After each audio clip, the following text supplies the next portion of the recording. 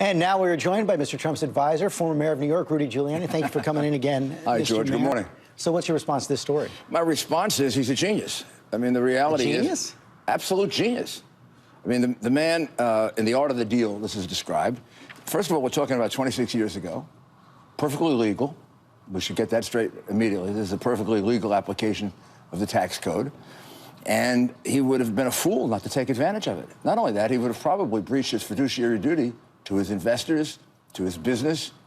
You have an obligation when you run a business to maximize the profits. And if there is a tax law that says I can deduct this, you deduct it. If you fail to deduct it, people can sue you. Your investors can sue you. You say it shows he's a genius. Here's what Robbie Moog from the Clinton campaign says. He says it reveals the colossal nature of Donald Trump's past business failures. He apparently got to avoid paying taxes for nearly 2 decades while tens of millions of working families paid theirs. Okay. Well, first of all, that's not clear that it's a... In other words, what was the loss? 1.8 billion? 960 million. 960 million. Well, last year, for example, he made $625 million. So if he had 1 year in which he made $1 billion, he would have wiped out the loss carry forward in 1 year. So it's unlikely that he carried forward for 18 years. That's was the amount of income he was making. Second, every great man has had failures. And in The Art of the Deal, he explains that. Churchill was thrown out of office twice. Steve Jobs was fired from Apple and had nothing.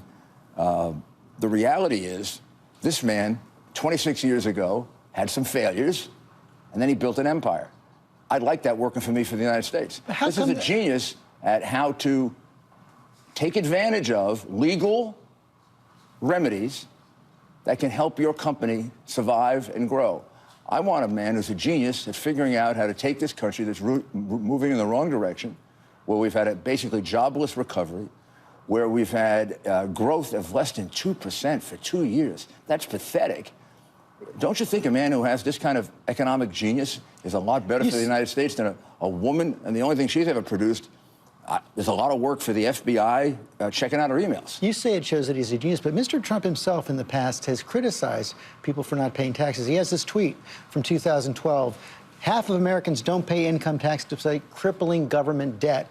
And even in this campaign, he's taken on hedge fund managers who have avoided taxes. Let's listen. The hedge fund guys are getting away with murder. They make a fortune. They pay no tax.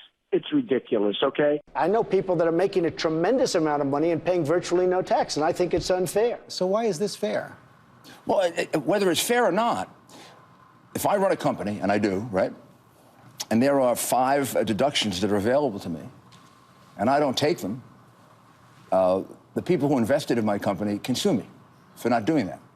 And number 2, my obligation in that circumstance is to make the maximum amount of money and to save my company from the maximum amount of damage. He was a genius in being able to do that. Went down, came all the way back up. America needs a turnaround right now, and Donald Trump is a turnaround artist. Everyone believes, 67%, we're moving in the wrong direction. Nobody believes that Hillary Clinton can turn America around. It's going to be Obama 2, Obama 3, whatever you want to call it. Higher taxes, less jobs, 1% growth. We put our head down and we're just another country, oh, GG. This man is a man who knows what it feels like to fail and then how to come back from that. The statement from the Trump campaign doesn't say that he paid federal income taxes over those 18 years, did he? I haven't seen his I'm not his lawyer. I haven't seen his tax returns. I would suspect that he did, because that kind of loss that you're looking at, given the income that I saw in his financial disclosure form, would say to me that he probably paid off that carry forward very, very quickly. Look, I have clients with carry forwards that are twice that, 3 times that. This is part of what you do in business. If you didn't do it, you would be sued. But doesn't this increase the pressure on Mr. Trump to release those taxes? No presidential candidate in a generation has not released the taxes. Well, you know what it does do? It actually suggests maybe why he doesn't. Because nobody understands the tax code, and then they use it as if there's something wrong here. This was perfectly legal, and he was in a box. If he didn't do it, you'd get sued. So it suggests he doesn't want people to know that he didn't pay federal taxes. If you give me your money, right? If you give me your money, and I start a business, and there are 5 deductions available to me, and I say, well, I'm not going to take advantage of 2 of them because it may make me look bad when I'm running for president or something else, then you're going to sue me for not taking advantage of that deduction. And that is what happened here. And it shows you what a genius he is, how smart he is, how intelligent he is, how strategic he is. I want that working for me. I want to see if he can produce these kinds of results for us. But he's not going to produce the returns? He's going to produce the returns when the audit is finished so that everything is clarified so that people can't misinterpret what he did. But the returns from 2002 to 2008 are not under audit right now. But remember, this man has been audited every year. Never once has a criminal charge been brought against him. Never once has he been accused of violating the law. He operates, he understands the law, he operates within it. And he also understands, on the other side, how he can get sued if he doesn't take advantage of these benefits. I would rather have a person who understands the economy and is a turnaround artist than a person that is a failure, basically, as Secretary of State. Let's move on to last night. We showed in the piece earlier, Mr. Trump mocking Hillary Clinton in that bout with pneumonia, also questioning whether she was loyal to President Clinton in their marriage. Is that a smart strategy? I didn't see last night, so I'm not sure about that.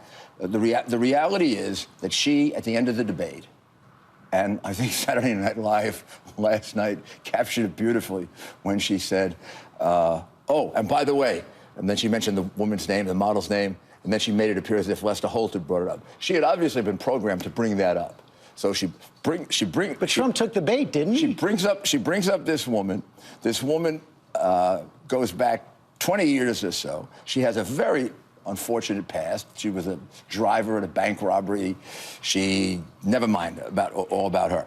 But the reality is that that was something that she brought up. She brought that into this. She brought personal life into this. And he brought it up every single day since then. I'm asking, was that smart? I can't tell you whether it was smart or not. I think she's the one who introduced it, and we'll find out by who wins the election whether it was smart or not. But I don't think I would have stood by for a personal attack. You want to bring personality into it, Hillary, and your husband has a history that he has, and you have a history of attacking the women that the only women victims she doesn't believe are the ones who say they were victimized by her husband. And we have, I don't know, 20, 30, 40, You know, whenever this has 50? come up in campaigns in the past, you go back to 1998, during impeachment, House Republicans pursuing it, they lose seats. Your own advisors, when you were thinking about running for Senate, looked into bringing this up in the Senate race and said it would have been a bad idea. Well, you know, I think it is a bad idea to focus on President Clinton's personal life. That's his personal life. It is not a bad idea to point out her hypocrisy. Her hypocrisy, if she's attacking Donald Trump about how he deals with women, well, then we have to respond by how she deals with women, which is to take money from governments that kill women, take money from governments that stone women, take money from governments that have women who can't drive cars.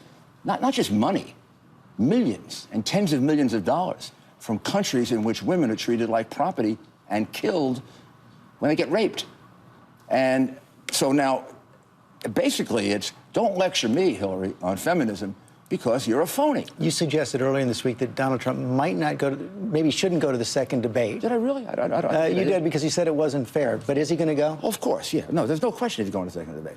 If I said anything to suggest the opposite, that is not what I intended. I probably wanted to point out that I thought the first debate was extremely unfair because the only time Lester Holt ever interrupted to correct people was to correct Donald Trump.